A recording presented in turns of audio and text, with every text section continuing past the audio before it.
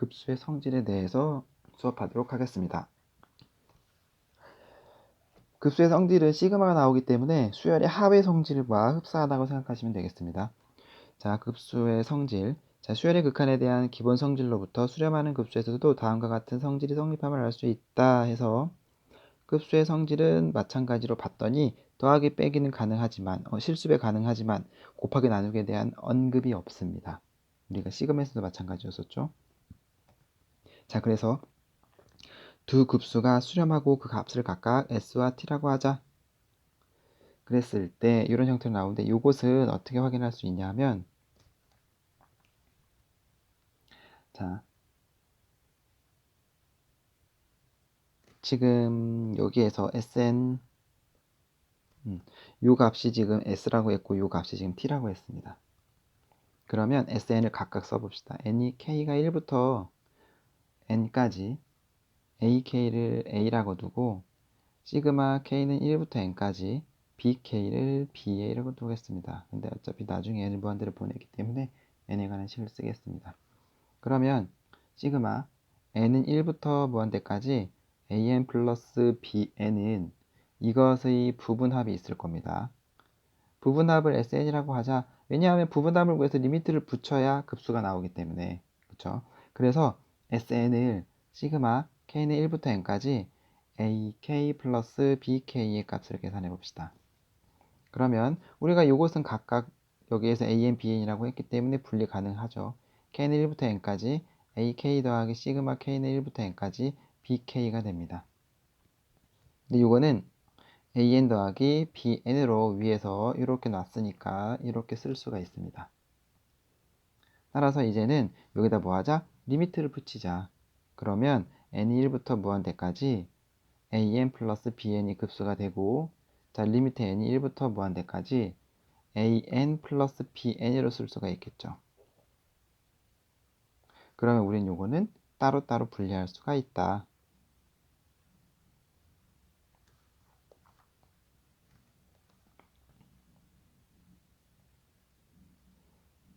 그래서 우린 요거를 s 플러스 t로 확인을 하자라고 하는 게 바로 급수의 성질입니다. 실수배도 마찬가지로 이런 식으로 확인하면 되고, 그런데 왼쪽을 보시면 어떻습니까? 곱하기가 성립할까라는 게 나와 있죠? 당연히 성립이 안 됩니다. 왜냐하면 안 되는 게 하나라도 있으면 명제는 거짓인 명제가 되기 때문에 여기서는 그래서 증명을 하기보다는 쉽게 발레를 들어서 계산하는 게 좋습니다. 자, 발레를 보면은, 자, 이렇게 계산해 봅시다. 요거랑 그 다음 n이 1부터 무한대까지, 자, 곱해서 bn이 나와야 되니까 3분의 1의 n제곱으로 두고 다른 하나를 두 개 곱한 거 6분의 1의 n제곱으로 두겠습니다. 그러면 요거를 계산을 하면 우리가 앞에서 계산했던 똑같습니다. 자, 리미트에 시그마 분리하고 2분의 1의 k제곱이죠. 그러면 이 부분이 뭡니까? 등비 수열의 합이 돼서 1-r분의 a의, 자, 네모친 부분만 확인을 하면 1-r분의 a의 1-r의 n제곱이 됩니다. 리미트 n은 무한대 붙어 있고, 그러면 이 부분 약분이 돼서 이 부분은 리미트 붙이면 어떻게 됩니까? 저 부분 리미트 붙이면 이 값이 지금 0이 돼 버리죠. 따로 남는 거는 2분의 1 해서 1만 남는구나 라고 생각할 수 있겠죠. 자, 이런 형태로 똑같은 방법으로 여기에 있는 3분의 1의 n제곱을 계산하면 값이 지금 2분의 1이 나오고, 똑같이 6분의 1의 n제곱을 계산하면 5분의 1이 나옵니다. 그러면 an을 2분의 1의 n제곱, bn을 3분의 1의 n제곱으로 준다면 an 곱하기 bn 하면 6분의 1의 n제곱이죠. 자, 그런데 이것에 대한 급수의 값은 5분의 1이 나왔습니다. 그런데 앞에 있는 an 값은 2분의 1이었고, 아니다, 1이었네. 그렇죠? 앞에 있는 an의 값은 1이었고 2분의 1의 an은, 그 다음 뒤에 있는 3분의 1의 n제곱 같은 경우가 2분의 1이 나왔었죠. 이렇게. 그럼 bn이 2분의 1이거죠. 곱했더니 어떻습니까? 다릅니다. 따라서 우리는 이것을 발레로 확인할 수가 있겠고 성립이 안 하는구나 라는 것을 확인할 수가 있습니다. 그래서 급수의 성질도 수열의 합의 성질과 흡사하다는 것을 기억하면서 확인하면 되겠습니다. 자, 보기를 봅시다. 자, 보기를 보면 시그마 급수 합이 3, 급수 합이 마이너스 1. 봤더니 빼기가 있네. 빼기는 분리 가능. 실수배가 있네. 실수배 앞으로 나갈 수 있음. 그리고 요만큼이 3이고 요만큼이 마이너스 1이었네. 나도 계산하면 10이다. 이렇게 확인할 수가 있겠습니다.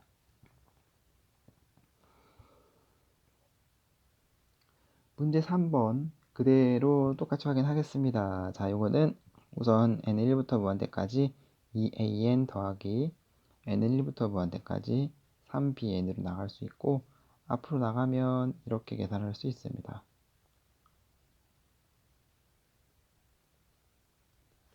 그런데 시그마 an은 5고 시그마 bn은 마이너스 2니까 10 마이너스 6 해서 4라는 것을 알 수 있겠죠.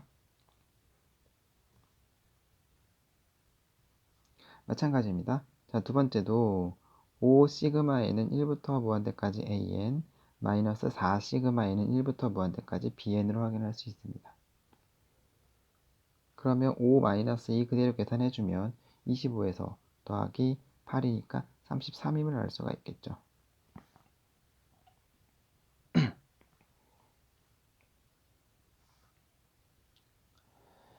자, 이제 그 밑에 부분에 나오는 수학 이야기에 별표를 치고 여기는 엄청 중요한 개념이 나옵니다.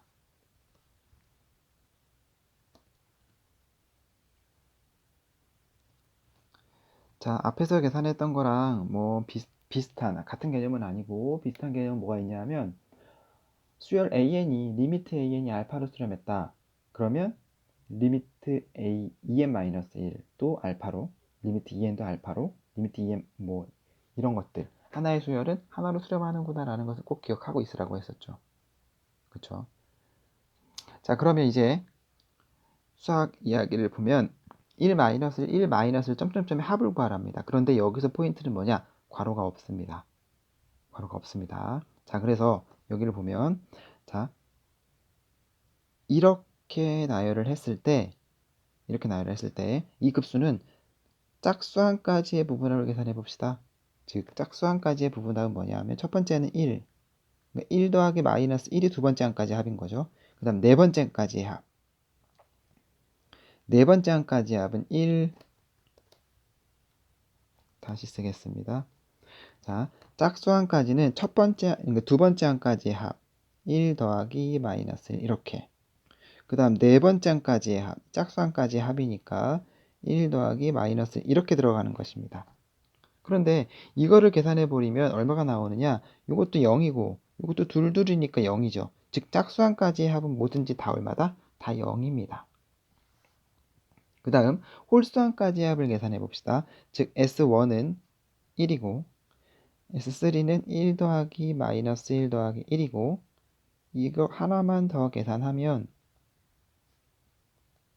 이렇게 되겠죠. 그런데 이런 형태로 가는데 자, 이런 것들을 계산했을 땐 1 없어지고 없어지고 없어지면 다 뭡니까? 1로 나옵니다. 따라서 짝수항까지 홀수항까지 합을 계산하면 마이너스 1이 됩니다. 즉 SN도 하나의 수열인데 아까 SN도 새로운 수열이었습니다. SN이 새로운 수열이니까 어떻게 돼야 된다? SN도 새로운 수열이야.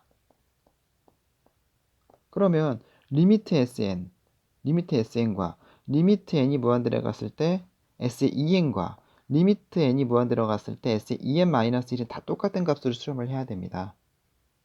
그런데 여기는 1과 마이너스 1이네? 아니 1과 0이네? 즉 다르죠. 따라서 우리는 이게 발산한다라고 확인할 수가 있습니다. 즉 짝수항까지의 합과 홀수항까지의 합도 SN이 수렴하는 값과 어때야 된다? 같아야 된다는 얘기입니다. 잘 기억하시고 그래서 여기에서 한마디로 얘기하면 이 급수는 어떻게 돼야 될까? 이 급수는 임의로 괄호로 결합하면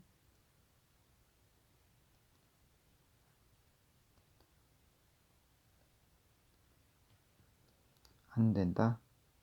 이게 제일 중요한 것입니다. 자, 급수의 성질까지 했고 다음 시간에는 등비급수를 수업하도록 하겠습니다.